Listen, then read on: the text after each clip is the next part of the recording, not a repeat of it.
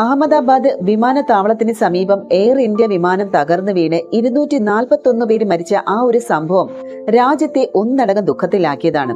242 പേരുമായി ലണ്ടനിലേക്ക് യാത്ര തിരിച്ച എയർ ഇന്ത്യ ആ ഒരു വിമാനത്തിൽ ഇന്ന് ജീവനോടെ ബാക്കിയായത് വിശ്വാസ് കുമാർ രമേശ് മാത്രമാണ്. യാത്രക്കാരിൽ ഒരാൾ പോലും ജീവനോടെ ബാക്കിയില്ല എന്ന് വിചാരിച്ച ആ ഒരു സമയത്താണ് വിശ്വാസിന്റെ ഈ ഒരു തിരിച്ചുവരവ്.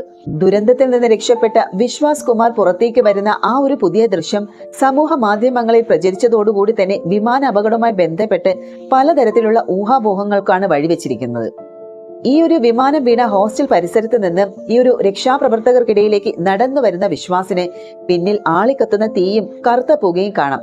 കയ്യിൽ മൊബൈൽ ഫോണുമായിട്ട് ഗേറ്റ് കടന്ന് പുറത്തേക്ക് വരുന്ന വിശ്വാസ് രമേശിനെ കണ്ട് ആളുകൾ ഓടിക്കൂടിയതും അയാൾ പിടിച്ചുകൊണ്ട് പോവുകയും ചെയ്യുന്നതാണ് പുതിയ ദൃശ്യങ്ങളിലൊക്കെ നമ്മൾ കണ്ടത്. വിശ്വാസിന്റെ മുഖത്തും കാലിലും നെഞ്ചിലും ഉൾപ്പെടെ പരിക്കേറ്റിരുന്നു. അഹമ്മദാബാദ് അസർവയിലെ സിവിൽ ആശുപത്രിയിൽ ചികിത്സയിലായിരുന്നു രമേശ്. ഇളയ സഹോദരന്റെ അന്ത്യകർമ്മങ്ങൾക്ക് വേണ്ടിയിട്ട് രമേശ് ഇപ്പോൾ ഡിസ്ചാർജ് ആയി എന്നുള്ള വാർത്ത തന്നെയാണ് രമേശുമായി ബന്ധപ്പെട്ട് പുറത്തുവരുന്ന റിപ്പോർട്ടുകൾ. ഈ ഒരു അപകടത്തിൽ മരിച്ച ഇളയ സഹോദരന്റെ അന്ത്യകർമ്മങ്ങൾ ബുധനാഴ്ച നടക്കുമെന്ന് രമേശ് മാധ്യമ പ്രവർത്തകരോടും പറഞ്ഞിരുന്നു. ബ്രിട്ടീഷ് വംശജനായ വിശ്വാസ് കുമാർ രമേശും സഹോദരനായ അജയ് കുമാർ രമേശും ഏതാനും ദിവസങ്ങൾക്ക് മുൻപായിരുന്നു ഇന്ത്യയിൽ എത്തുന്നത്. തിരികെ ബ്രിട്ടനിലേക്ക് മടങ്ങുന്നതിനിടെയായിരുന്നു ഈ ഒരു ദാരുണമായിട്ടുള്ള ഒരു അപകടം സംഭവിക്കുന്നത്. വലിയ അപകടങ്ങളൊന്നും ഇല്ലാതെ തന്നെ വിശ്വാസിന് മാത്രം എങ്ങനെ രക്ഷപ്പെടാനായി? വിമാനം ഇടിച്ച് തീ പടരുന്ന സെക്കൻഡുകൾക്കുള്ളിൽ സീറ്റ് ബെൽറ്റ് അഴിച്ച് രക്ഷപ്പെടൽ അസാധ്യമാണ്. വ്യോമയാന വിദഗ്ധനായ ക്യാപ്റ്റൻ സ്റ്റീവ് പറയുന്നത് 12 ഡിഗ്രിയിൽ പറന്നുയർന്നതിന് ശേഷം എയർ ഇന്ത്യ വിമാനം താഴേക്കാണ് വരുന്നത്. പൈലറ്റ് കോ പൈലറ്റിനോട് ഗിയർ ലിവർ വലിക്കാൻ പറഞ്ഞപ്പോൾ കോ പൈലറ്റ് ഫ്ലാപ്പ് ലിവർ മാറി വലിച്ചതാകാം ഈ ഒരു അപകട കാരണമെന്നും, ശക്തി കുറഞ്ഞതോടെ വിമാനം നിലത്തേക്ക് പതിച്ചു. ഗിയർ ലിവർ വലിച്ചിട്ടും വിമാനം ഉയർന്നു പൊങ്ങാത്തതും ഈ ഒരു പൈലറ്റിന് ആശയക്കുഴപ്പമുണ്ടാക്കിയിരിക്കാം. 1500 അടി ഉയരത്തിലായിരുന്നുവെങ്കിലും വീണ്ടും പറന്നുയരാൻ ഈ ഒരു വിമാനത്തിന് കഴിയുമായിരുന്നു. ഇതായിരുന്നു സ്റ്റീവ് വീഡിയോ സഹിതം വ്യക്തമാക്കുന്നത്. ഇതുപോലെ തന്നെ വിമാന അപകടത്തിൽ നിന്ന് അവിശ്വസനീയമായി രക്ഷപ്പെട്ട വിശ്വാസുമായി ബന്ധപ്പെട്ട തായ്ലാന്റ് നടനും ഗായകനുമായിട്ടുള്ള റുവാങ്സാക്ക് ലോയ് ചൂസാക്ക് പങ്കുവച്ച വാക്കുകളും ശ്രദ്ധ നേടുകയാണ്. 27 വർഷങ്ങൾക്ക് മുൻപ് താൻ വിമാന അപകടത്തിൽ നിന്ന് രക്ഷപ്പെട്ട അനുഭവമാണ് റുവാങ്സാക്ക് പങ്കുവച്ചിരിക്കുന്നത്. അന്ന് നടൻ ഇരുന്നതും ഇതേ 11 സീറ്റിലായിരുന്നു. 1998 ഡിസംബർ 11 ദക്ഷിണ തായ്ലാന്റിലാണ് ഈ ഒരു വിമാന അപകടം ഉണ്ടായത്. ലാൻഡിങ്ങിന് ശ്രമിക്കുന്നതിനിടെ തായ് എയർവേസ് ഫ്ലൈറ്റ് TG261 ഒരു ചതുപ്പിലേക്ക് പതിക്കുകയായിരുന്നു. വിമാനത്തിലുണ്ടായിരുന്ന 146 പേരിൽ നിന്ന് 111 പേര് മരിച്ചു. അന്ന് 20 വയസ്സായിരുന്നു ഈ ഒരു റുവാങ്സാക്കിന്. Air India Boeing 787 Dreamliner വിമാന അപകടത്തിൽ നിന്ന് രക്ഷപ്പെട്ട ഒരേ ഒരു യാത്രക്കാരനായി വിശ്വാസം ഇരുന്നതും ഈ ഒരു 11 സീറ്റിലാണ്. അത് കേട്ടപ്പോൾ തനിക്ക് മരവിപ്പ് അനുഭവപ്പെട്ടു എന്നാണ് ഈ ഒരു നടൻ പറയുന്നത്. ഫേസ്ബുക്ക് കുറിപ്പിലാണ് അദ്ദേഹം ഇക്കാര്യം പങ്കുവച്ചത്. തന്റെ പക്കൽ അന്നത്തെ ബോർഡിംഗ് പാസ് ഇല്ലെങ്കിലും അന്നത്തെ വിമാന അപകടവുമായി ബന്ധപ്പെട്ട് പുറത്തു വന്ന പത്രവാർത്തകളിൽ തന്റെ സീറ്റ് നമ്പറും ഉണ്ടെന്നാണ് അദ്ദേഹം ആ ഒരു കുറിപ്പിൽ വ്യക്തമാക്കിയത്. വിശ്വാസ് കുമാർ രക്ഷപ്പെട്ട വാർത്ത അറിഞ്ഞപ്പോൾ തന്റെയും അദ്ദേഹത്തിന്റെ സീറ്റ് നമ്പറുകളിലെ സാമ്യത കണ്ട് അമ്പരന്ന് പോയെന്നാണ് റുവാങ്സാക്ക് പറയുന്നത്. ഇന്ത്യയിലെ ഒരു വിമാന ദുരന്തത്തിലെ അതിജീവിച്ചയാൾ അദ്ദേഹവും എന്റേതിന് സമാനമായ സീറ്റിലായിരുന്നു ഇരുന്നത്, അതായത് 11A. റുവാങ്സാക്ക് ഫേസ്ബുക്കിൽ കുറിച്ചത് ഇങ്ങനെ: ഈ ഒരു അപകടത്തിന് ശേഷമുള്ള തന്റെ ജീവിതത്തെ രണ്ടാം ജീവിതമാണെന്ന് പറഞ്ഞ അദ്ദേഹം അഹമ്മദാബാദ് വിമാന അപകടത്തിൽ അനുശോചനവും അറിയിച്ചു. വിമാന അപകടത്തിന് ശേഷം വർഷങ്ങളോളം താൻ അനുഭവിച്ച ആഘാതത്തെയും അതിജീവിച്ചയാളുടെ കുറ്റബോധത്തെയും കുറിച്ച് നടൻ നിരവധി അവസരങ്ങളിൽ തുറന്നു പറഞ്ഞിട്ടുണ്ട്. ഒരു 10 പതിറ്റാണ്ടോളം അദ്ദേഹം പിന്നീട് വിമാനയാത്ര നടത്തിയില്ല എന്നും റിപ്പോർട്ടുകളുമുണ്ട്. എന്നാൽ അഹമ്മദാബാദിൽ തകർന്ന എയർ ഇന്ത്യ വിമാനം ബോയിങ് 787A ഡ്രീം ലൈനർ മോഡലാണ്. ഈ ഒരു വിമാനത്തിന്റെ രൂപകൽപ്പന, ലേ ഔട്ട്, സീറ്റ് പൊസിഷൻ എന്നിവയും ഇരു വിമാനങ്ങളിലെയും വ്യത്യസ്തമാണ്. അതേസമയം അഹമ്മദാബാദിൽ തകർന്നു വീണ എയർ ഇന്ത്യ വിമാനം ബോയിങ് 787A ഡ്രീം ലൈനർ വിമാനത്തിൽ എമർജൻസി വാതിലിന് സമീപത്തായിരുന്നു ഈ ഒരു 11A സീറ്റ്. ഈ ഒരു വിമാനം ഇടിച്ചിറങ്ങിയതോടുകൂടി തന്നെ എമർജൻസി വാതിൽ പുറത്തേക്ക് തെറിച്ചിരിക്കാം എന്നാണ് കരുതുന്നത്. അങ്ങനെയാണ് വിശ്വാസ് രക്ഷപ്പെട്ടതെന്നും വിദഗ്ധർ പറയുന്നു. വിമാനം ഇടിച്ചിറങ്ങി പൊട്ടിത്തെറിക്ക് മുൻപുള്ള ആ ഒരു സെക്കൻഡുകൾക്കുള്ളിലായിരുന്നു വിശ്വാസ് കുമാറിനെയും ജീവിതത്തിലേക്ക് അത്ഭുതകരമായിട്ട് ഈ ഒരു വിധത്തിൽ തിരികെ എത്തിച്ചത്.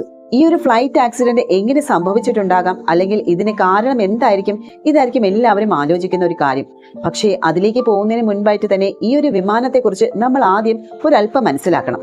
ബോയിങ് 777 ഡ്രീം ലൈനർ, ഇതാണ് ഇപ്പോൾ അപകടത്തിൽപ്പെട്ട ഈ ഒരു എയർ ഇന്ത്യ വിമാനത്തിന്റെ മോഡൽ പേര്. ഇത് അമേരിക്കയിൽ പ്രവർത്തിക്കുന്ന പ്രശസ്തമായ വിമാന നിർമ്മാണ കമ്പനിയായ ബോയിങ് ആണ് നിർമ്മിച്ചത്. കൂടാതെ 2007 മുതൽ 2025 മെയ് മാസം വരെ മൊത്തം 1189 ഫ്ലൈറ്റ്സ് ആയിരുന്നു. അതായത് ഈ ഒരു വിമാനം എന്ന് പറയുന്നത് ഇന്ത്യയിൽ മാത്രമല്ല, അമേരിക്ക, ജപ്പാൻ, ഇംഗ്ലണ്ട് ഈ രാജ്യങ്ങളിലെല്ലാം ഉപയോഗിച്ചിട്ടുണ്ട്. ഇന്ത്യൻ രൂപ മതിപ്പിൽ ഏകദേശം 900 കോടി രൂപ വില വരുന്ന ഈ ഒരു മോഡൽ ഇതുവരെയും ഇങ്ങനെയുള്ള അപകടങ്ങളിലൊന്നും പെട്ടിട്ടില്ല. അതുകൊണ്ട് തന്നെ ലോകത്തിലെ ഏറ്റവും സുരക്ഷിതമായിട്ടുള്ള വിമാനങ്ങളിൽ ഒന്നാണ് ഈ ഒരു ബോയിങ് 787.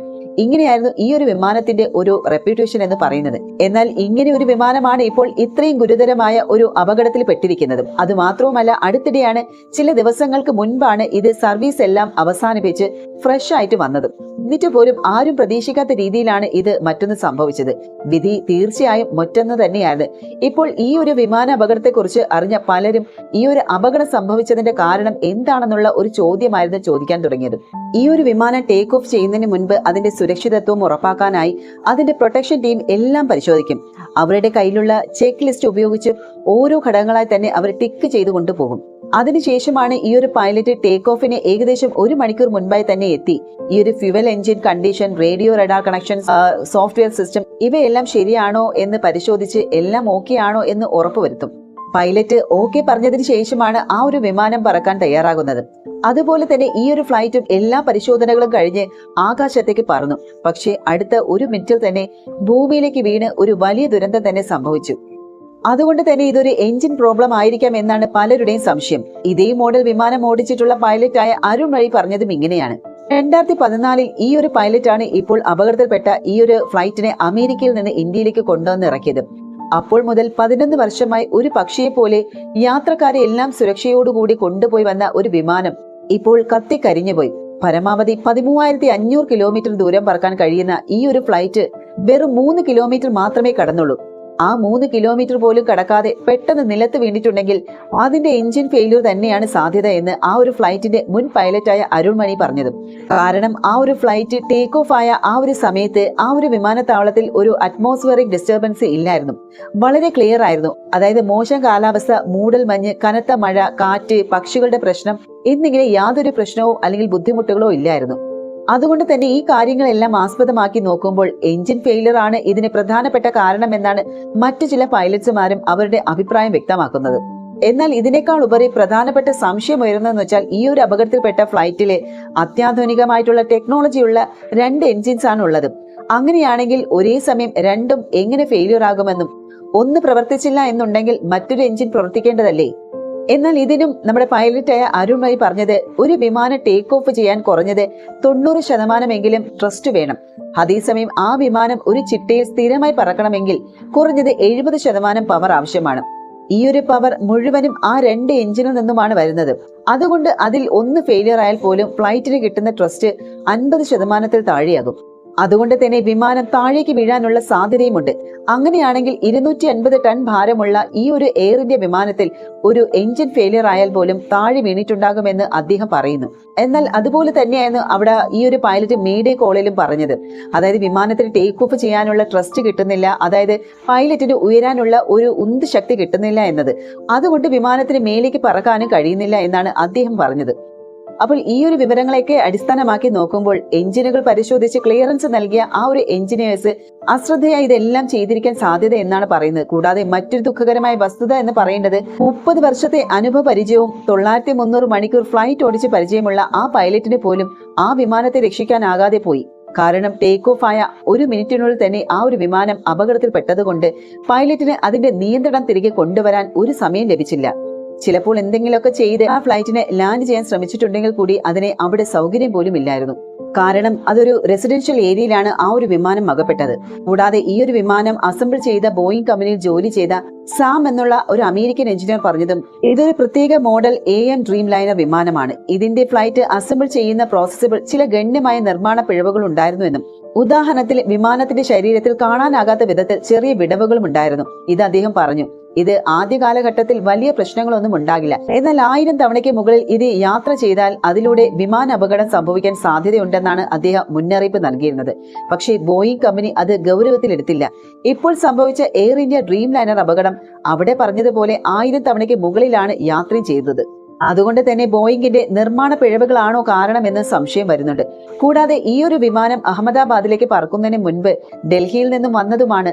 അതിലെത്തിയ ഒരാൾ ആ ഒരു വിമാനത്തിലെ AC പ്രവർത്തിച്ചില്ല, TV മോണിറ്റർ ആക്റ്റീവ് ആവുന്നില്ല, വയറുകൾ തൂങ്ങി നിൽക്കുകയാണ്, ഫോൺ പോലും പ്രവർത്തിക്കുന്നില്ല എന്നിങ്ങനെയുള്ള ചില കുറവുകളും കുറ്റങ്ങളും തന്നെ സോഷ്യൽ മീഡിയയിലൂടെ പോസ്റ്റ് ചെയ്തിരുന്നു.